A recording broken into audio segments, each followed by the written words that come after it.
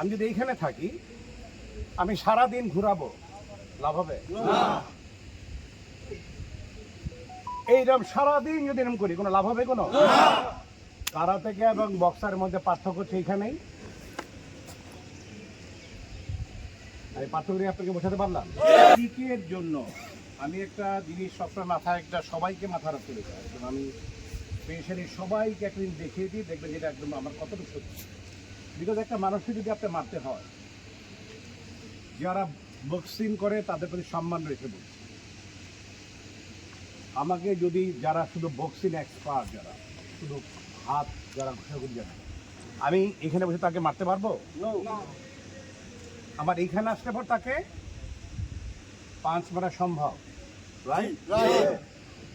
আমি যদি এইখানে থাকি আমি সারা দিন ঘুরাবো, লাভ হবে না। এইরকম সারাদিন যদি এরকম করি কোনো লাভ হবে কোনো?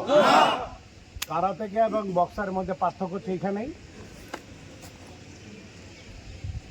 আমি পার্থক্য আপনাকে বোঝাতে পারলাম। একজন বক্সারকে যে মারামারি হাতে মারামারি করবে, হোল ওয়ার্ল্ডে আপনি বাংলাদেশের মধ্যে 90% লোক যারা আছে তারা এইটা সাবধান ঘুষাঘুষি করতে পারবে। তার মধ্যে আর আপনার মধ্যে পার্থক্য হচ্ছে আমার এই কাছে যেতে হবে না, আমি এখানে দাঁড়ায় থেকে কথা বলবো। আমি মারতে বলতেছি, আমার কাছে যেতে হবে না। তার জন্য কিকিং এ সবচেয়ে বেশি জোর আপনাদেরকে দিতে হবে। কিকের উপরে কোনো রকম কোনো কথা নেই।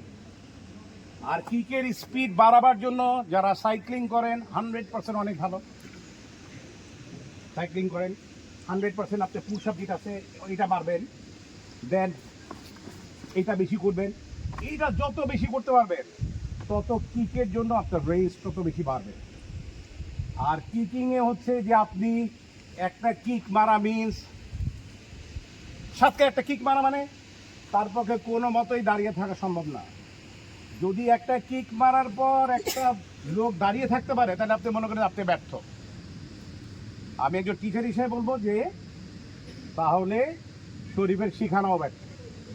বাট আমি এটুকু দেখেছি চমৎকার, এক কথা বলবো অনেক চমৎকার। এইটার মধ্যে যেটা দিতে হবে পাওয়ার দিতে হবে ভাই, ঠিক ধরছে।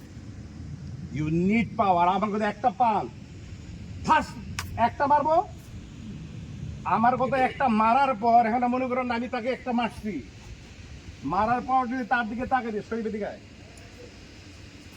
কারণ আমি তাকে একটা মারার পর যদি তার দিকে আমার তাকায় থাকতে হয় সে উল্টা মানে মারবে, রাইট কিনা?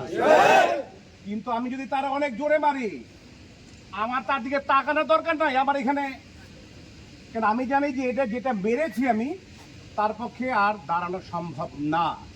বাট আমি যদি আস্তে মারি আমি কি হবে, আমি আস্তে মারার সাথে সাথে কাউন্টারটা আমার খাইতে হবে। আমি তো অন্য 10টা মানুষের মতো না। আপনি কি অন্য 10জন মানুষের মতো? নো। একজন কারাতেকা অন্য যে কোনো একটা মানুষের চেয়ে সে একদম আলাদা। আপনি আলাদা কিছু বৈশিষ্ট্য বহন করেন। আর আমি মনে করি যে ভাইয়া আছে বিধায় আপনাদের চমৎকার একটি জিনিস শিখতে পারছেন। এটা বাংলাদেশের 17 কোটি লোক আছে, তাদের সবার পক্ষে এইটা হয় না, সম্ভব হয় না। এটা মানে আল্লাহ প্রদত্ত, এটা আপনাদের উপরে একটা অবশ্যই মেহেরবান। আর আমি বলবো যে আমাদের রাজীব ভাইয়া আছে, এই জন্য উনি এই চমৎকারভাবে জিনিসগুলো করতেছেন। শরীফরা আছেন এখানে যারা আছেন তাদের প্রতি অনেক কৃতজ্ঞতা আমার। যে বারবারই একটা জিনিস খেয়াল রাখতে হবে, আপনার কিন্তু অন্য 10 জনের মতো না। আপনাদের টিম ম্যানেজমেন্টও যারা কিছু করতে না পারে এইসব ব্যাপারগুলো কিন্তু মাথা রাখতে হবে। আর আমি আবারও বলতে চাই আপনারা অনেক ভালো প্র্যাকটিস করেছেন। আমি শরীফকে ধন্যবাদ দেবো যে চমৎকার একদম মানে আনডাউটলি অনেক সুন্দর করছেন আপনারা, অনেক সুন্দর। শুধু ভাই একটু আগে বলছে শুধু এটার মধ্যে পাওয়ার থাকতে হবে। কারাতে 2 রকম, একটা হলো আমরা শেখার লাভ, আপনি ভালোবাসতে হবে এটাকে। আপনি যখন এটাকে ভালোবাসবেন না তখন দেখবেন করার মধ্যে অনেক বেশি স্পিড পাবেন আপনি। মানে আমার কথা হচ্ছে যে আমি একটা পাঞ্চ মারছি, আমি 100% এটা মারার সাথে সাথে সাথে এটা লাগার সাথে সাথে এইটা আমার এইটা লাগার সাথে সাথে আমি যদি চান্স করি এটা মারতেছি ডাউন করে, যদি আমি উপরে মারি আমার এলবোর কাজ সবচেয়ে বেশি ইফেক্টিভ। এটা ও করাইছে আমি দেখছি, এলবোর এটা সবচেয়ে বেশি ইফেক্টিভ। কারণ একটা মানুষকে যদি মারতে চান বেশি, আপনি সিঙ্গেল পালসের পরে যখনই এটা মারবেন, এটা যে কোনো জায়গায় লাগুক, এখানে লাগুক, এইখানে লাগুক, সাথে সাথে সে পড়ে যাবে। এবং এইটাকে হার্ড করার জন্য কি করতে হবে আপনাকে? আমি ওই যে রাজীব ভাইকে বলে দিবেন, হ্যাঁ ওই যে আমাদের স্যান্ড ব্যাগের ব্যবস্থা করবেন। রাইট, স্যান্ড ব্যাগের যদি ব্যবস্থা করেন, স্যান্ড ব্যাগে কিন্তু আপনাকে এটা মারতে হবে অনেক বেশি।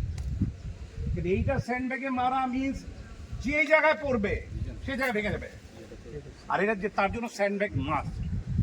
কেন আপনি যদি স্যান্ড ব্যাগে না মারেন তাহলে আপনার ওয়েটটা বুঝতে পারবেন না, পরে অন্য জায়গায় মারতে গেলে দেখেন নিজের হাতে ব্যথা পেলেন।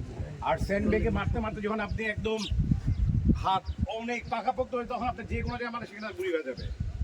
আর আপনাদের এখানে সবচেয়ে বড় কথা হচ্ছে আপনারা যারা শিখেন এটা নিশ্চয়ই মানুষকে আদর করার জন্য না, ঠিক কিনা?